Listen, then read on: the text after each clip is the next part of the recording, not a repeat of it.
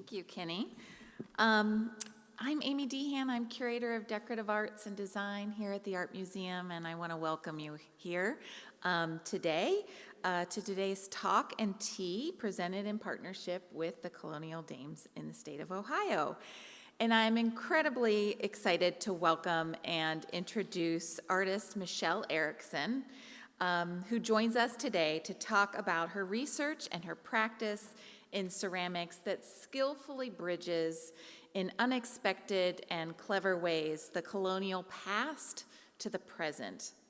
Michelle is a recognized scholar on the history and creation of ceramics of the 17th and 18th centuries, and she brings her intense knowledge of these subjects to her work as a contemporary artist, in works that she crafts to faithfully replicate historical forms, and in her contemporary works that draw inspiration from historical events, forms, and techniques. The Cincinnati Art Museum is very fortunate in that we have one of Michelle's pieces titled Weapon of Choice, made in 2013, which you're looking at here on the screen, in our collection. And this is a piece that is currently on view on the second floor, just around the corner from the Colonial Dames Federal and Colonial American Gallery in Gallery 222. So today, I'm going to invite very shortly Michelle up to the podium to share more about this piece and many others as she contextualizes her drive to create powerful ceramics that reflect today's concerns and experiences with the dynamic legacy of ceramics made and used in the earliest days of this country. Erickson holds a BFA from the College of William & Mary. Her scholarship on colonial era ceramic techniques is published in multiple volumes of the journal Ceramic in America, and her artwork has been exhibited around the world and acquired by major institutions across the United States and in Britain. Throughout her career, Michelle has earned many honors, including an artist residency at the Victoria and Albert Museum in London in 2012, the commission to design the official gift given to Her Majesty Queen Elizabeth II during her visit to Jamestown, Virginia, to celebrate the 400th anniversary of the Colonial Outpost's founding. Commissions to recreate historical ceramics for museums, collectors, and film productions, and numerous solo exhibitions of her work, including those most recently shown at the Museum of the American Revolution, the Fine Arts Museum of San Francisco's Legion of Honor, and the Baltimore Museum of Art, among others. So please join me in welcoming Michelle Erickson.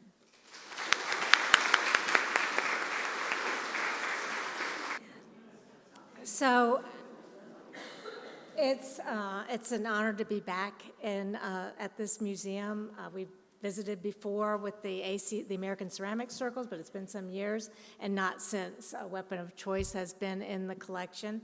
And I just want to take a moment to, again, thank you, Colonial Dames, for having this lecture series that I heard is coming up on its 50th year, which is a real accomplishment and tour de force. And to thank Amy for thinking of me with regard to this lecture, because of course my background is I'm sort of a ringer in the subject matter of in a way. But you may ask what a piece like Weapon of Choice has to do with our shared colonial American history, and I would say everything. And what and what the history represented it in the museum's collection of colonial American material culture and decorative arts, and in the colonial and federal rooms in the museum, have to do with our contemporary experience. And I would also say everything. It has everything to do with it. And so I hope to expound on that a little bit today with showing you how I've made those connections through my ceramic art. And in a room like this, there are numerous artifacts, artworks that have provenance and history, and there's also an entire history that is untold stories behind these objects, and I think those are the things that I like to broach in my work. And for my now almost 40 years in this strange path as a ceramic artist who has sort of used the history of ceramics during the period of colonialism, I've delved into many genres of ceramic history and processes, and these are just a few things in this composition of slides of my work that I'm not going to get into everything that, that I do, but it gives a sense of the variety of technologies that I've investigated, from slipwares to earthenwares to porcelain to Delft, and agate wares, and all kinds of processes that are sort of the underpinnings of my ceramic art. But the inspiration for my work, I feel like is beautifully articulated on this 1661 British Delft plate. You and I are earth, and why clay, and why ceramics, and why pots and people are so integral to one another. And so the sort of creation myth that's shared among many, many cultures of being, God fashioning man from clay, and then also our earthly remains being returned to that ground. And this is Albert Durer's Adam and Eve. I don't have a caption on that. But ceramics also is very telling, and the way that people approach clay can be very telling about how they sort of walk through this world. And so I'll just... Slowly, okay. That's good. How much you want for that? 600. Introducing Cozone.com, the place to find computer help and buy what's right for you. Hey. Yeah, you're silly. Cozone.com, we can So, help. in 2015, when I saw that Trump was starting what might be an actual legitimate run, I think he tried before, for president, I remembered that ad, and I somehow, I think Rob helped me find that thing, and it's just been so interesting to see how that's come full circle. But I have taken a much probably less lucrative and a lot more labor-intensive approach to my pottery.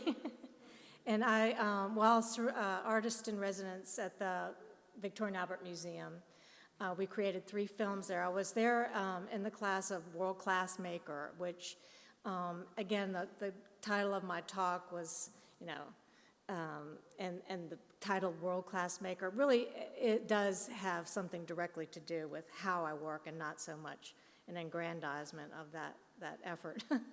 But this is one of the films that we created on recreating an 18th century English agateware teapot, and it generally just gives a lot of context to what will follow, so I think it's helpful to understand the underpinnings of how I work in the medium.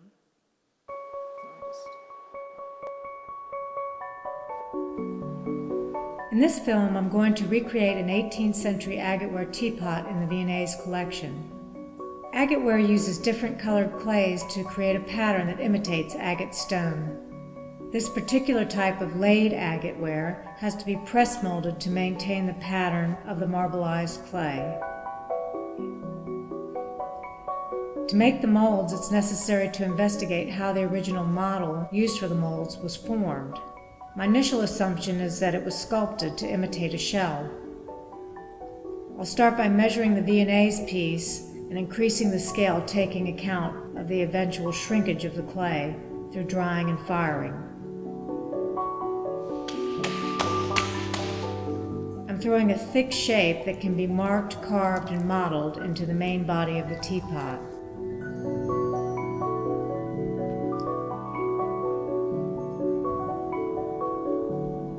I'll do the same for all the additional parts. The lid, the serpent spout, the dolphin handle, and the finial in the shape of a Chinese food doll. The teapot has an oval form, so a leaf is cut out of the base and the sides are pushed together. I'm experimenting with how the form might have been originally made. After looking closely at the form of the original teapot, it seems that it may have been molded directly from a natural shell rather than being modeled.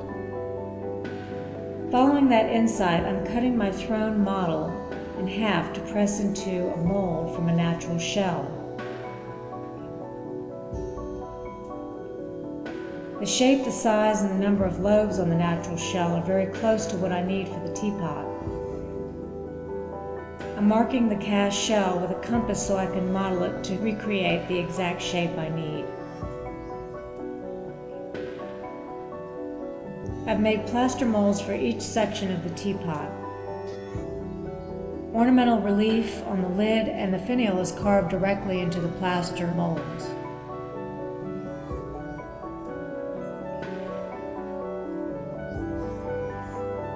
A slab of colored clays needs to be created to press into the mold. This requires 4 different earthenwares: a manganese clay, a cobalt clay, an iron clay, or layered with white earthenware to create the alternating layers.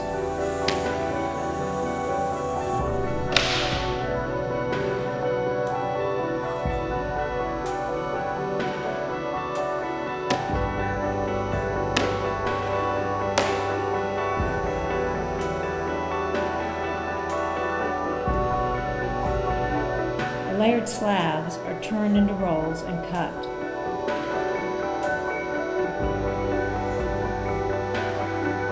The rolls are then assembled, alternating the colors and pounding into a solid block of clay. The block is sliced into layers and pressed into a thick slab between 2 sheets of paper to protect the patterning. A rolling pin is used to thin the slab. Based on my research, it became clear that the patterned slab of clay was sliced, and then the slices alternated to create a new pattern.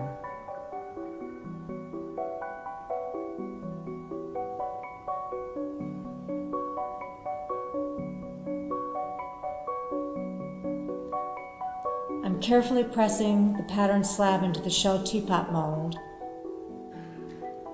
and trimming away the excess. I'm repeating that for the other parts.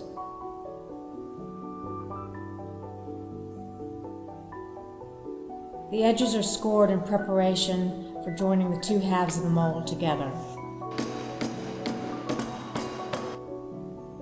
A tool is used to seal the seams on the interior.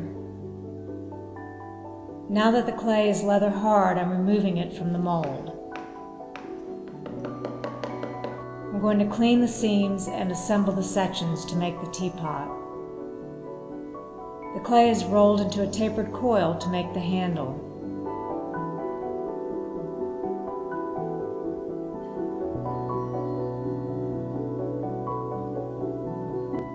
The handle has additional embellishment.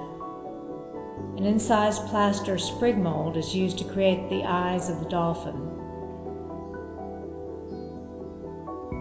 A brass roulette makes the pattern on the dolphin's back. I'm piercing the holes that will let the tea flow from the body of the teapot into the spout. I'll now leave the pot to dry before bisque firing. After the bisque firing, the teapot is dipped in glaze, which temporarily covers the pattern and reveals the form of the shell.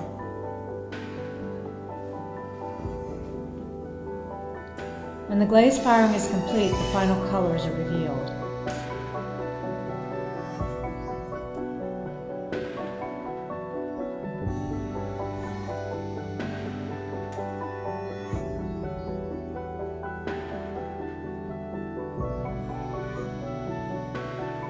Here you can see my teapot on the right with the 18th century Staffordshire original on the left.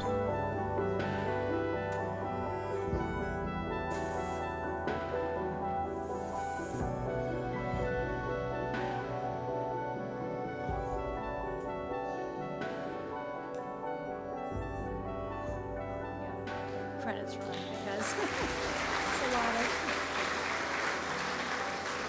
a lot of good people involved in making those things happen. So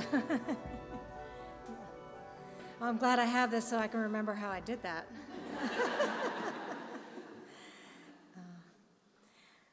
So it was a wonderful opportunity to be at the V&A. One of the things, there's many things about that exploration into that one piece, not the least of which is it was influenced by, an 8th century Chinese ceramic incense burner that's also in the V&A's collection and in the 18th century Staffordshire version.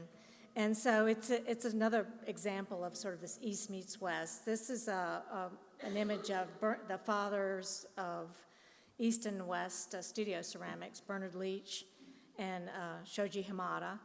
And I feel like, again, the inspiration of what's these sort of utilitarian earthenwares in the long-standing English tradition that Bernard Leach was coming from as being sort of viewed through a different perspective and a different set of eyes, and are totally inspiring to Shoji Hamada, and in return re-inspires, I think, what Bernard Leach is known about and looking at it in a completely different way. And so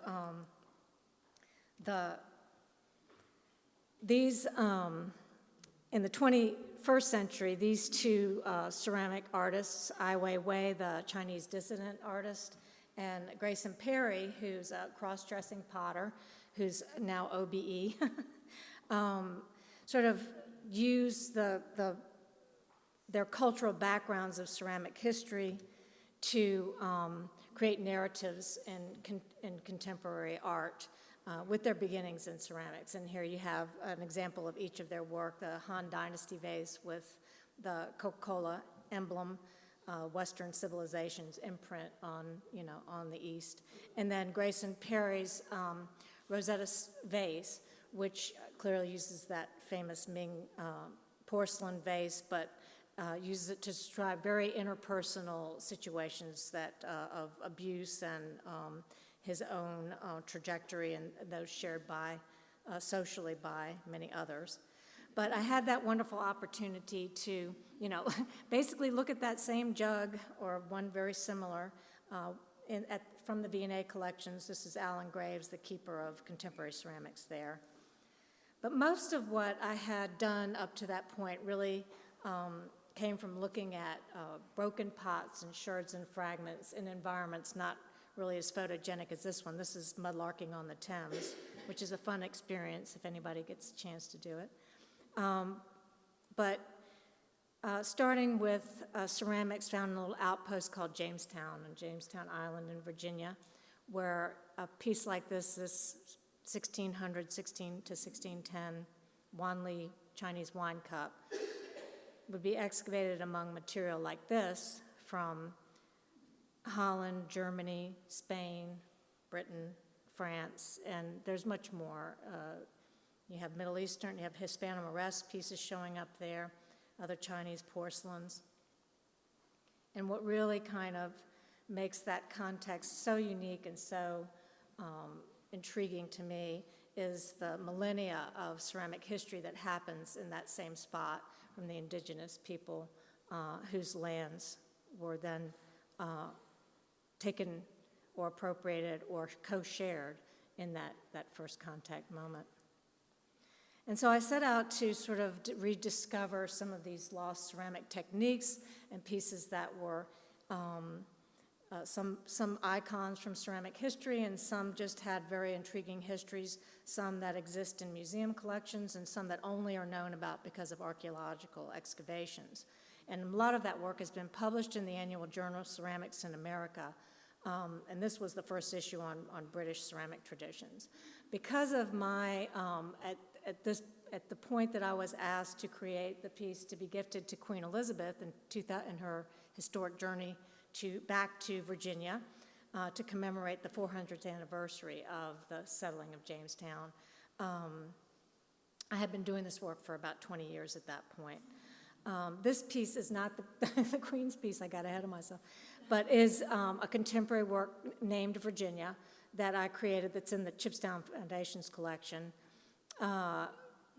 from those processes of Staffordshire pottery making, and also as a commentary on that so-called first contact period where the sort of war paint and this allegorical Native American bust is in the configuration of the Union Jack. This is our friend Bernard Leach's reproduction of a beautiful Adam and Eve slipware dish, and I think he'd rather be known for his works that were not direct reproductions, but I find this to be one of his strongest pieces. And so by the time that I was asked to do the piece for the Queen, I wanted to incorporate the history of that place, both conceptually, historically, and physically from using the ground of that place for the piece itself. And this is that work. It's entitled Terra Nova, and it's in the composition of the Temptation, and of course using some of the decry imagery from Adam and Eve for that piece. So in 2013, I was asked to be the international guest artist at the North Devon Festival of Pottery and Conference, and I had a really great opportunity to go there and produce a piece of North Devon, which I had experimented with and done. And I don't know if anybody of you know what that material is, but it's basically sgraffitoed earthenware. And so I decided to,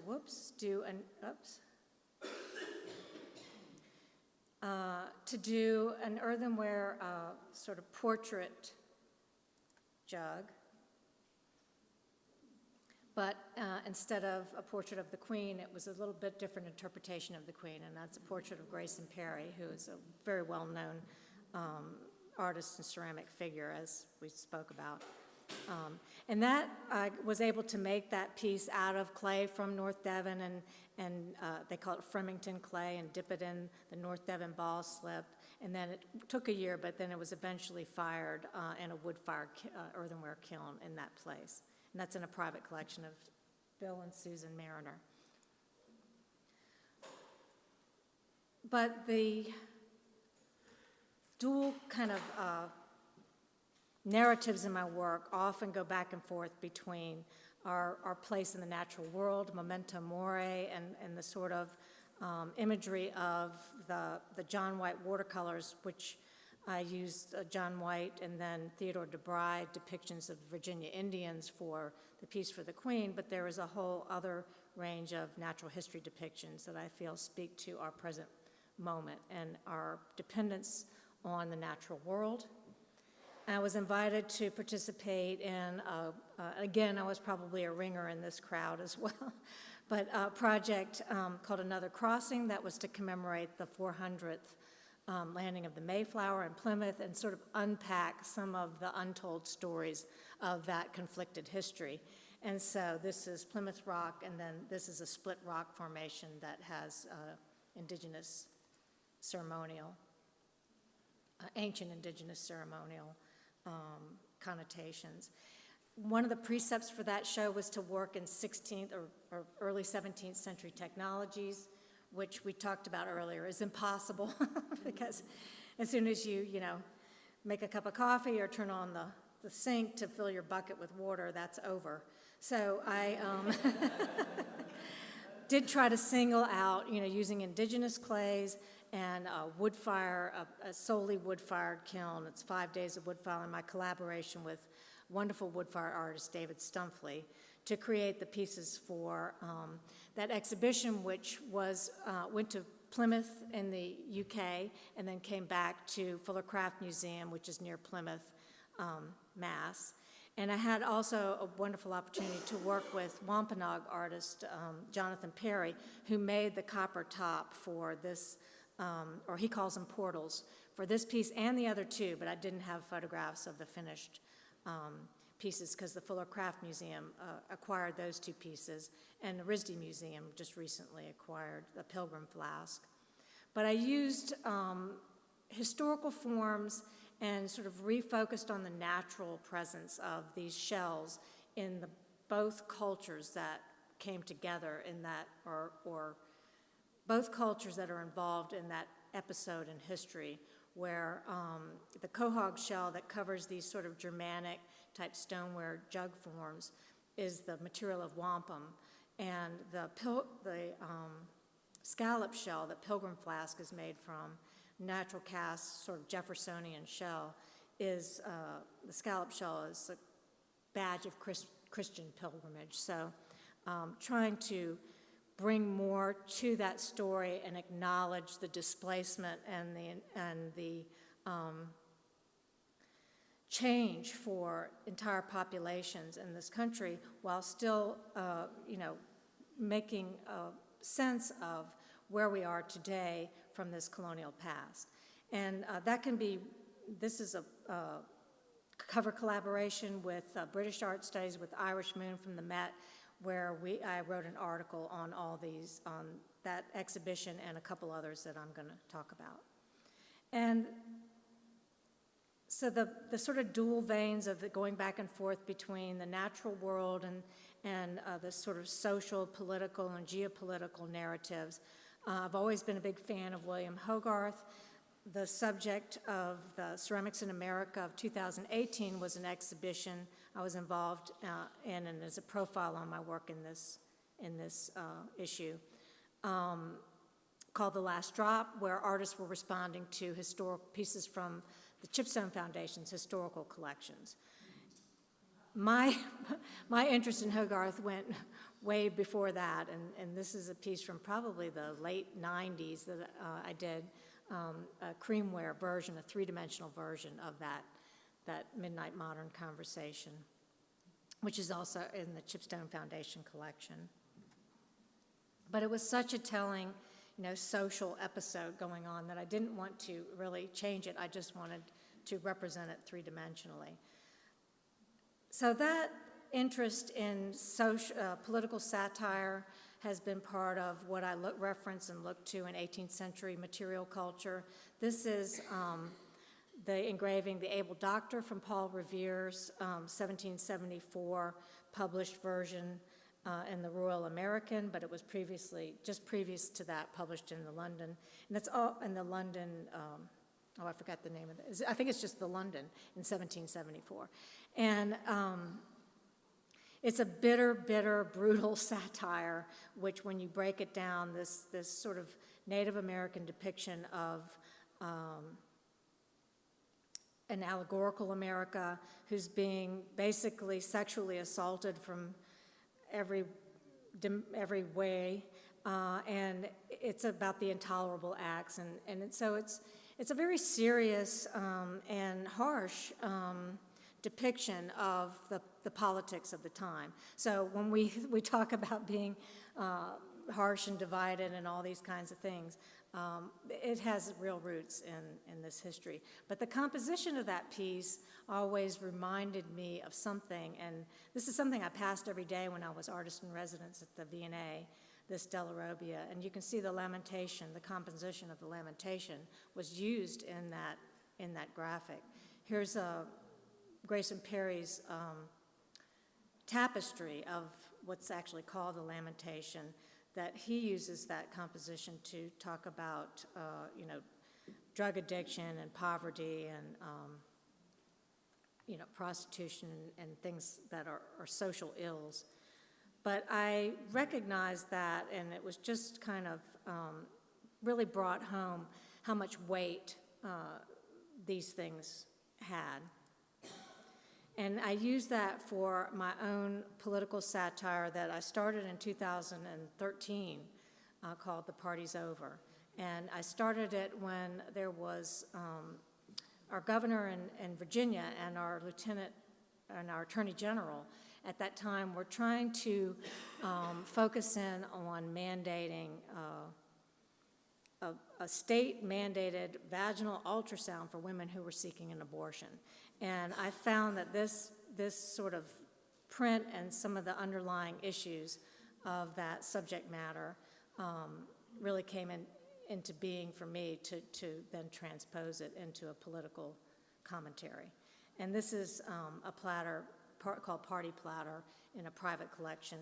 Nicholas and Shelley Shorsh have probably the largest private collection of my political work, because a lot of museums don't want to mess with some of this political work. So, you know, it's good to have it out there, because I think I don't take it lightly and I don't take it superficially, and I definitely connect it to our shared history.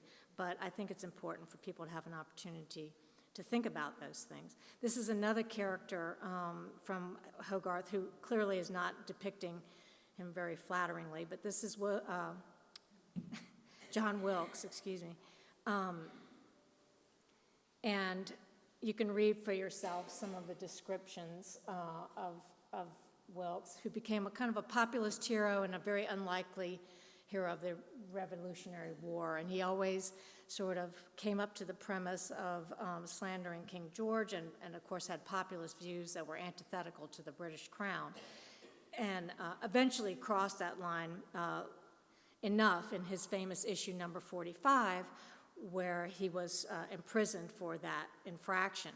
But I have kind of kept that Wilkes imagery in my back pocket, but never had a real connection that I could make that made it make sense in our current moment.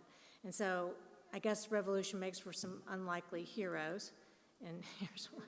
So I transposed Hogarth's depiction of Wilkes to a political portrait of Donald Trump. And this is Republican Potty. This is in this Michigan State University Museum collection. And what was one of the more uncanny, this connection between these two figures is, again, you can read a lot about all the things I'm showing you on my website and other sites, but one of the uncanny things was the number 45. It was the issue of Wilkes's final infraction that imprisoned him, and number 45 is, of course, the number of our 45th president. And Baltimore Museum was instrumental in bringing some of these works. This is one of my junk ship series in their sort of moniker for the show, but it was a real great opportunity to bring my work together with the numerous pieces from their decorative arts collections that were in storage. I'm showing these shipwreck artifacts because I'm not talking about these today, but you can see the agate teapot in the picture. And I'll show some of the pictures from this exhibition from now on. And my partner in crime, Rob Hunter, among many other things, is the photographer of some of these sort of aquatic, dark images that he took at the exhibition Recasting Colonialism at the BMA. And so here I have, there's a Liverpool jug with Washington, and in context with some of these contemporary pieces. And interestingly, because of the loaded juxtaposition of those two things, and Washington, who was such a hero of the Revolutionary War, worried about being too heroic and becoming the infancy of the democracy being compromised by the American people, wanting a strong leader, and he wanted to not take that risk, that it would become monarchical. This object is something that physically and economically embodies kind of the precepts of the American Revolution, and this was produced in Philadelphia. This is the subject of 2007 Ceramics in America. It's kind of one of the superstars of colonial American ceramics. It's a Bond and Morris pickle stand, but it was basically the first production of American porcelain being manufactured in Philadelphia. in the lead up to the American Revolution.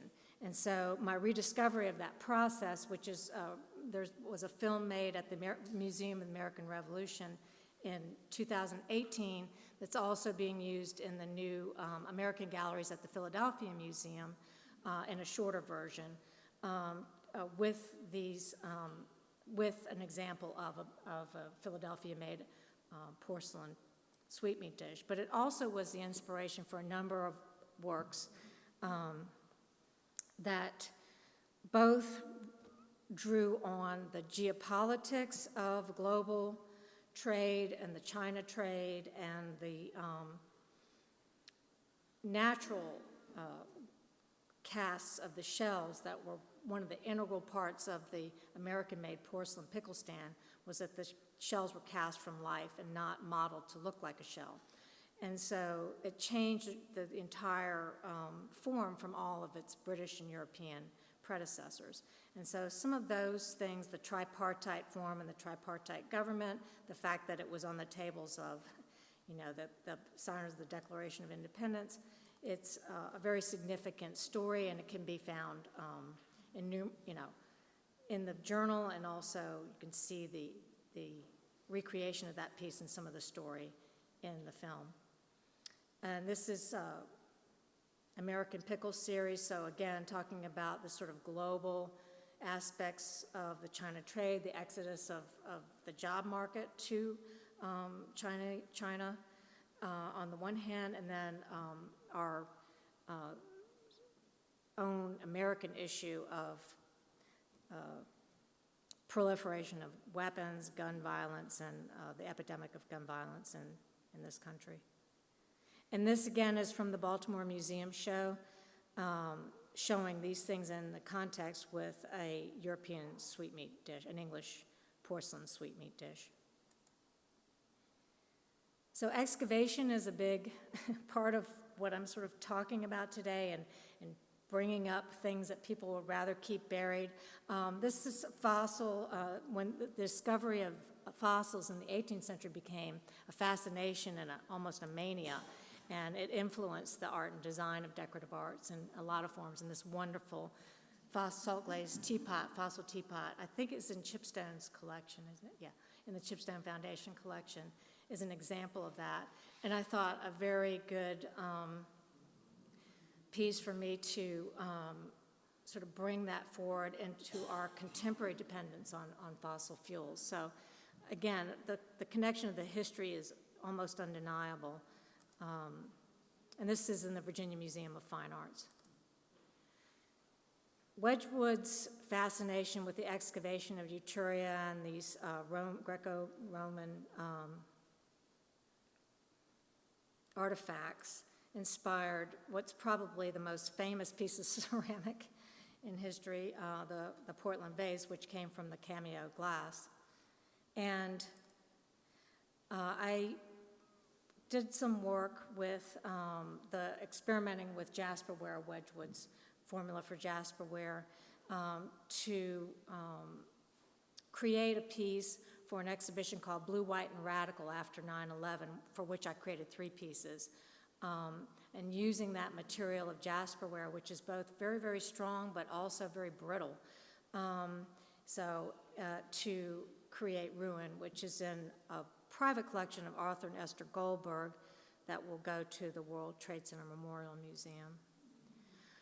But Wedgwood's jasperware was extremely fundamental in this, in the movement of the abolition. And this Am I Not a Man and a Brother is another iconic piece, even more so, that spurred a whole trajectory of abolitionist ceramics that was produced in Staffordshire potteries and some American potteries. This portrait jug of Toussaint Louverture,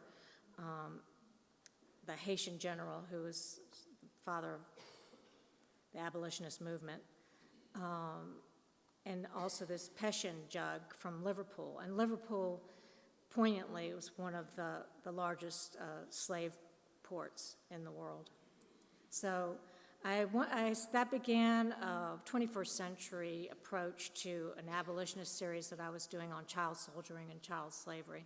And this piece, Timepiece, and this Grand Plat Menage called Front and Centerpiece are two pieces from that series.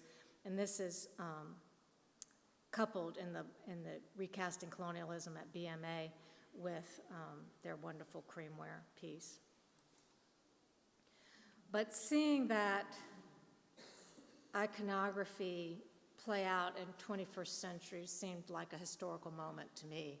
And I was very struck by the Colin Kaepernick eventually taking a knee in protest of mass incarceration to bring light to that subject, using his platform as a world-class athlete and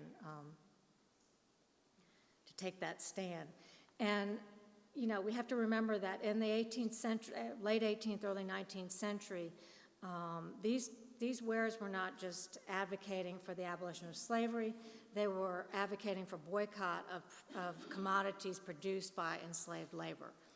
And so I think that, again, that history is not a woke moment. That history exists and has, you know, is something that is well-defined in our historical past. And so it was, again, a very interesting, and then Nike, when Colin Kaepernick eventually lost his position with the 49ers, Nike picked up his endorsements for their products. One of the only corporations that did that, or the only. And this is Patriot Jug. This is a piece that I made in 2017. And that's in the Birmingham Museum of Art now. But these are a couple of pieces from the Cincinnati Art Museum's collection, and I'm showing them because you have this Liverpool jug here, and this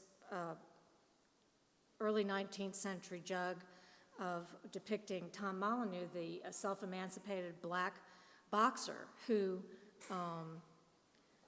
again, when we put this show together, we were able to take the Kaepernick piece, the Patriot jug, and go into the storerooms, and lo and behold, we have a jug that represents a self-emancipated black boxer who used his platform to advocate for the abolition of slavery.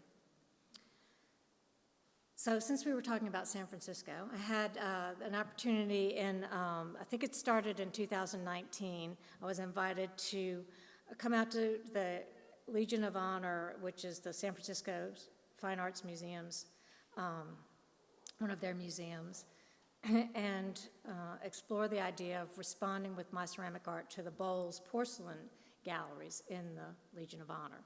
And these are some of the incredible examples of their 18th century porcelain collection.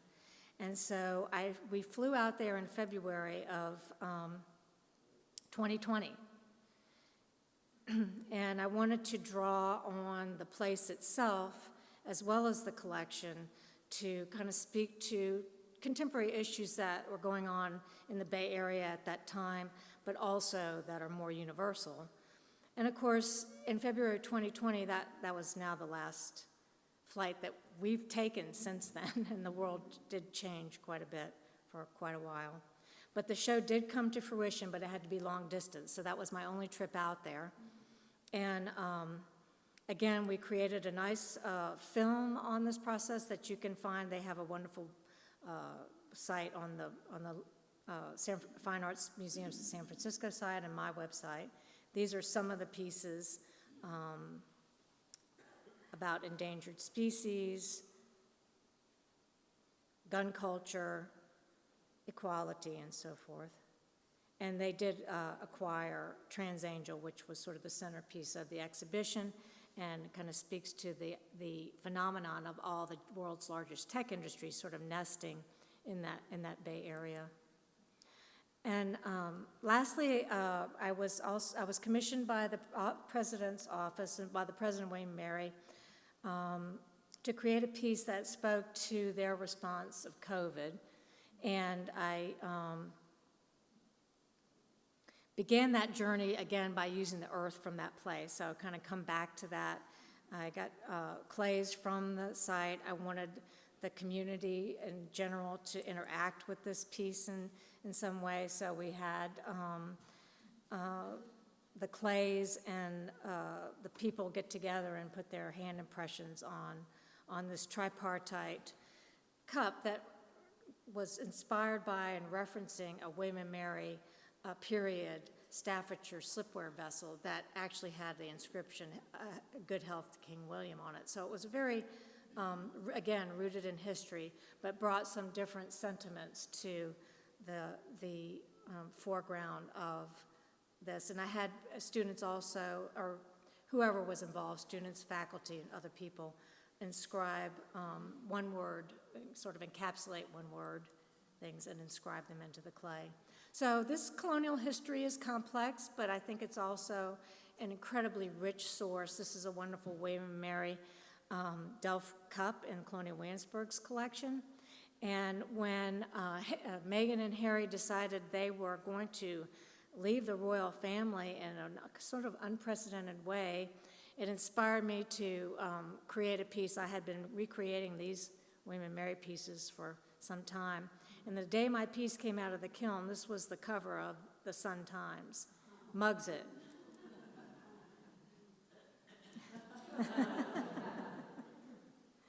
And this is the other side.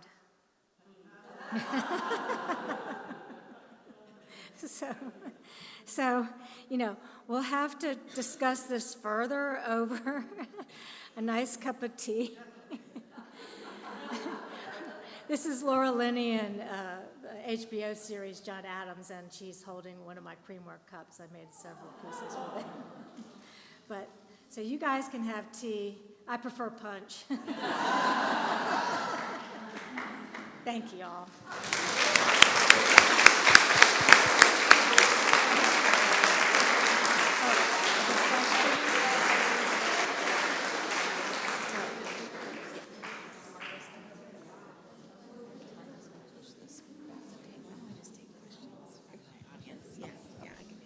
Okay. So if anyone has questions for Michelle, we'll open up the floor for those. Raise your hand. I'll bring the microphone around so that everyone can hear the question. Yeah. Anyone? Tea? Yeah. I have a question for you. Oh, yes. Oh, So yes. a lot of your pieces, as you've demonstrated beautifully today, really spur from colonial artifacts. And you talked about having ideas kind of in your back pocket as you're working. And are there any forms that you're thinking about now or really intrigued about that you're willing to share? Yeah. Well, I've had a really incredible opportunity in the past, since 2016, as I showed, to collaborate with some of these amazing wood fire artists in Seagrove, North Carolina. And if any of you get the opportunity to go there, it's incredible, this community of potters and some fantastic artists and what they do to do these, 5-day, 24-hour days stoking a kiln with wood to create their works a couple of times a year. It's just truly awe-inspiring. And so I do kind of have to think ahead for that a bit, and the pieces that I'm thinking about right now have to do with some forms some southern earthenware forms that I want to translate into these stoneware vessels, but that have to do with sort of our present moment and the condition of women in our present moment, which I think is something everybody should think hard about, what's going on for women in this country, especially women who may want to have kids and not want to risk their lives doing it. So, yes, I do have some things along those lines, and also some, again, it just seems to generally run along those same lines. Some of the sort of natural history and natural world kinds of influences that I like to bring into my work to talk about our place in the natural world. So, yes. Diane? Yes. Oh. I'm a huge fan. Oh, thank you. And have been for a really long time. Oh, okay. So this is an enormous treat for me. Well, thank you. to see Thank you. this. And some of the political things I hadn't been aware of that you were doing. I knew a lot of the early replications and your training in that. So you made one comment that interested me a lot, which was that some things are difficult and don't go into the museum, or might, but are not put. That's right, yeah. And I think museums are trying more to confront that.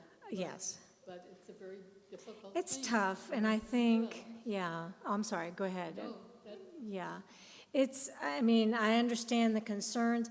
I've just never been able to let that influence whatever I'm looking at takes me. And honestly, a lot of this is not contrived. It's a very organic process of, looking into an object and following its history and its context, and that's where it comes out. And so I am politically aware, I am socially aware, but a lot of what this work has come from really has been sort of trying to understand what an object or an image on an object or a part of an object is about. And that history is what brings me to, how I can relate to it, and others might be able to relate to it in the present moment, which I think is important for major museums who have wonderful collections of, period material culture to engage new audiences by making that click on of what this really is about. And so I think museums are doing a lot more. I mean, I think since the murder of George Floyd, I think a lot of black artists are getting, a lot more attention. There's a lot more dialogue about that. I mean, I think the pendulum has to, kind of swing one way and the other and to gain some balance. But it is important too for, and I wanted to say this in the beginning of the lecture, one of the things that weapon of choice, why you would, connect that up to this collection, it takes curators who are knowledgeable, who are also insightful, and who are decisive when the currents may not be with you. And you have one of those curators in Amy, so I hope you guys appreciate that.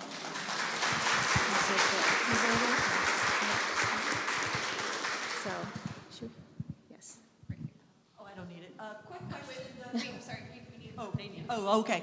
The film of the agate teapot from the V&A Museum, is that available for someone who's not here to see at the V&A Yes. website? In fact, if you just Google my name and, the V&A, if you Google Michelle Erickson V&A, I made 3 films during that time. They should come up. There's links from my own website to those things. Also, the Bon and Mars pickle stand from the Museum of American Revolution and Philadelphia Museum of Art did. The show from the Legion of Honor, the Wild Porcelain has a film. So if you just Google me, most of that stuff, and my website's pretty good at connecting up to all these different exhibitions and films, but the V&A films are pretty discoverable. So they're on YouTube and they're on everything else. Yeah. Shall we leave it there? Anybody else? All right, well, Oh, yes. She does. back, then we'll go have some tea. Are you finding that some of your works on exhibit in public universities are getting censored, or there's pressure to remove them? Yes, in fact, that the Republican Party, that the curator at the Michigan State University, I think they took that off of exhibit, and I think she got it. I think she ended up leaving there. I don't know if it had to do specifically with that pod, but yeah, it's there's definitely some constraints that you wouldn't think would be there. But I've been doing that. I mean, I've really been doing that kind of work since the very beginning of working in ceramics, and so I'm really familiar with the fact that does go on, and I just sort of just try to work not ignoring it, but, I'm aware of it, and I don't want it to, deter if I feel like something is important to move forward with. I just do that and hope for the best. Private collectors are somewhat handy sometimes if you, if you want something to be preserved, which a lot of these collections end up going to museum collections in the end. So until things come around. All right. Thanks, everyone. Thank you, Michelle.